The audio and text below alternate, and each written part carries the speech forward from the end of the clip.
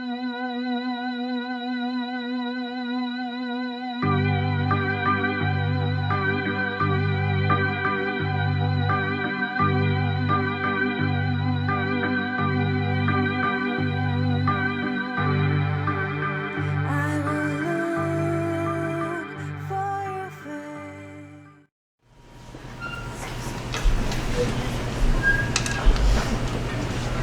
thing on? That works? Jalen Eutsey is a poet and freelance sports writer from Miami, Florida. He earned a BA from the University of Miami and an MFA in poetry from the writing seminars at Johns Hopkins University. Jalen was a 2018 GBCA Urban Arts Leadership Fellow, and his poetry has been published in Mr. Ma'am, Into the Void, Northern Virginia Review, Florida Review Online, Cell Poems, and The Rush. He's also one of the creators of the NBA podcast Shot Tower, which you can listen to at shottowerpod.com. You can read Jalen's weekly sports blogging at razball.com and by following along on Twitter at Jalen Eutsey. And his newest piece of criticism is forthcoming online at Be More Art later this month. This is not my first time introducing Jalen. He was the year above me in the writing seminars, and from the very first day I met him, he's always impressed me as a poet of keen observation and surprise, and a deep, nuanced reader. These skills translate across the many disciplines of his interest, and I'm super glad to be able to hear him read again today. Please join me in welcoming Jalen Eutsey.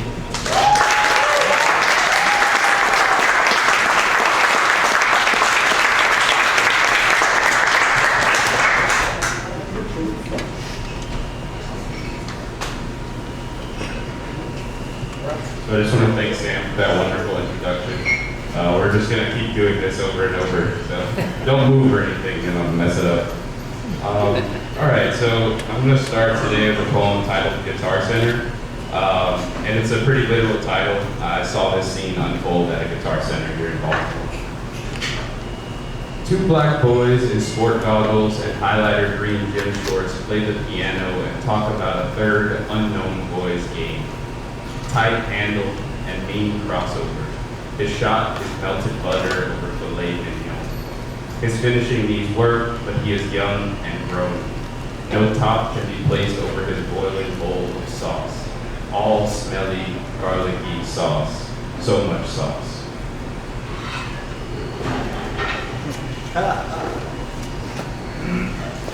So the next one is titled Rainbow City, which is a sort of given nickname for a public housing project in Miami, Florida, where I'm from. And you know, if you go to different places, public housing looks very different. Here in Baltimore, it's got these long sort of big towers. In Miami, it's very different. It's sort of like a plot of land. They've got a playground and everything. It's all very massed, I guess you would say. But it did have a pink wall around it, and that pink wall just sort of always fascinated me. And this is sort of a revision exercise that I've decided is a poem. Three shirtless boys walk the tightrope of a wall, their faces shadowed by a willow. Three shirtless boys teeter atop a tightrope, a bed of duet blades beneath. Three shirtless boys dance on the white trimmed lip, nearing the exactness needed to fly. They trickle along the wall like scurrying blue crabs, lovesick for the sea. Propped atop this ripe peach border, they dangle their legs over the ledge. As their sweat-slicked skin beams above passing cars, I drive by, blink them miniature. They play lookout for no one. They float above the street thirsting for a quart of water. They talk about chocolate cities and the scent of a beach they've never seen. They kick their heels against a pastel past, no better than the blackened present. Three shirtless boys tow the rotting downs of Rainbow City like a mirage from Italian neorealism.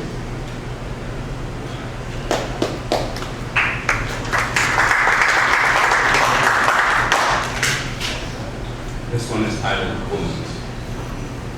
One night beneath the moon's honeyed halo, a storm rumbled over my childhood home, and everyone in the house except me was shaken from sleep, called into consciousness by screams and screeching. When I awoke, crusty-eyed and shirtless, family filling the living room like deafening noise. To make a long story short, they told me my cousin had been mere inches from the afterlife. A woman whose name I can't remember walked into our yard, the gate still swinging, and tried to draw the breath from his neck with a knife. His blood spilling into the spaces between beige tiles on the porch. The same porch where you could find my grandma arched over her aloe vera plants every morning, where ants swam around dropped lollipops and babies acquainted their duties with crawling. And now, anytime I sit out front and watch the dogs idle by, I catch myself eyeing the tiles between my feet, wondering what other wounds I've nestled into, where else I've unfolded a cot and watched in silence as the waters rose.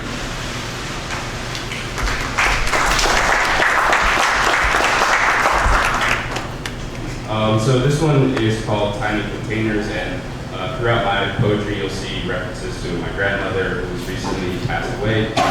She was dealing with dementia and also cancer, so this is the subject of the next two poems. Tiny Containers.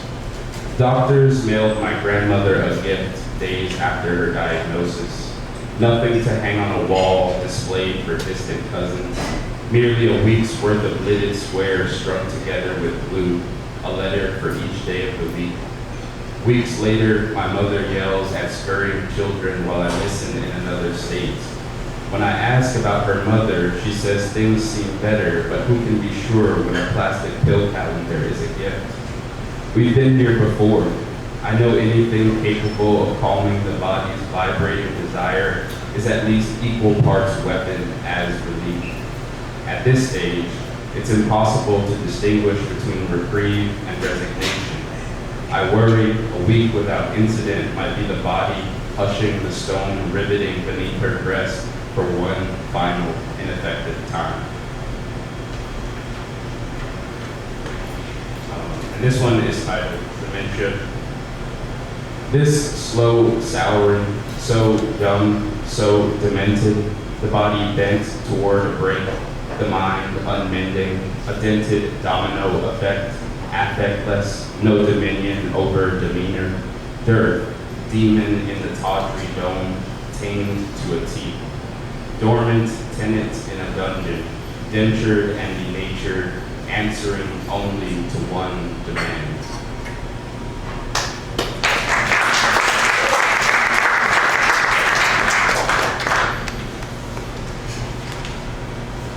So this one is titled Elegy, which is not really a direct reference to my grandmother. It's more about a grandfather who I really barely knew, my father's father. I really only knew him from the stories that he told, so I just kind of tried to work off of that larger-than-life narrative. Elegy. The horse nuzzles the back of my hand as if the damp home of its nose would stand not one more dark second of this unfettered breeze. What of it, she asks, after we've had our hot meat and stale versions of drug, sitting in lotus pose facing my grandfather's headstone, where every engraved sentence curved tinsel of truth into the steaming mouth of myth. This barrel-bellied man made a small southern town seem like a place God had visited and forgot to bless. He was that damn bold, that unforgettable.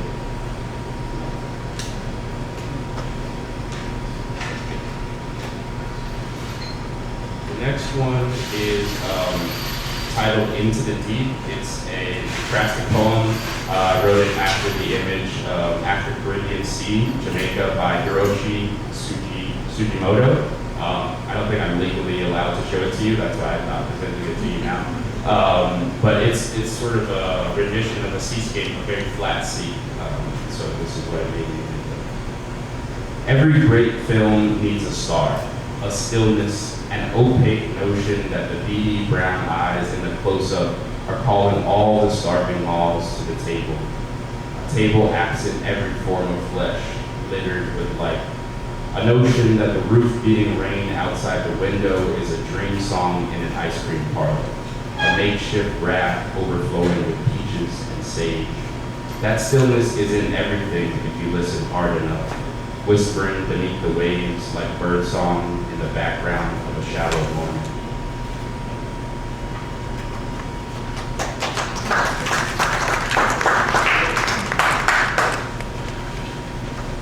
This one is untitled and sort of came about as an unintentional imitation of Tomas Schumann, a poet that I was reading at the time.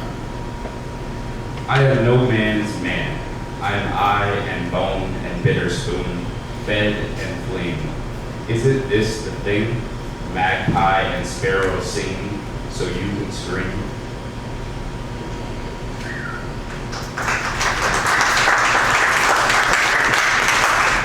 And so I've got two more, and I saved my big Miami introduction for the last poem of the group because I guess I like doing things backwards, but before that, we've got a poem that's titled Flight to Portland. I went to Portland for the AWP conference last year, and I had a very memorable flight attendant, so this poem came about from that.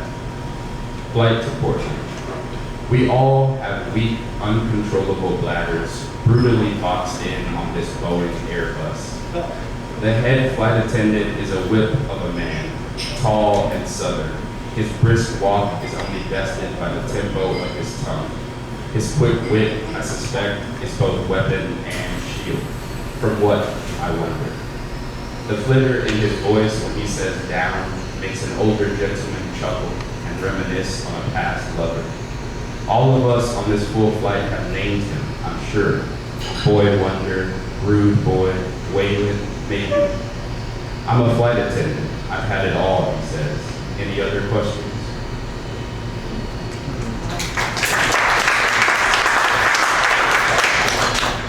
And the last one is as I said, it's about Miami. I wrote it after George L. Lyon's poem, Where I'm From. I worked with writers at Baltimore schools here in Baltimore with young writers, and yeah, so it's both after George L. Lyon and Kanaya Woodson. You can read that poem in Baltimore Beat. It's an amazing poem. So, Where I'm From. I'm from grass stains and OxyClean, from travel ball and high cheese. I'm from the park up the block and football in the street. I'm from corner stores and candy ladies, from hot sausages and pickled eggs. I'm from book bags and bus rides, from debt and game point, from you want to work and thank you for this day of life to open. I'm from the loose bull that is my life, from late nights and lucid dreams, from chalk outlines and circling cops. I'm from my father's tackle box, fishing over a bridge above sly, artful alligators. I'm from red velvet cake, pound cake, Swiss rolls, and famous Amos. I'm from the green mush of a juicer and all my mother's diets. I'm from ocean breezes and mango stands along the road. I'm from the rough skin of a lychee, from crabs crossing the street and hurricanes of every name. I'm from beaches and bachata. I'm from a bright contradiction. I'm from a divided paradise. I'm from Miami. Thank you.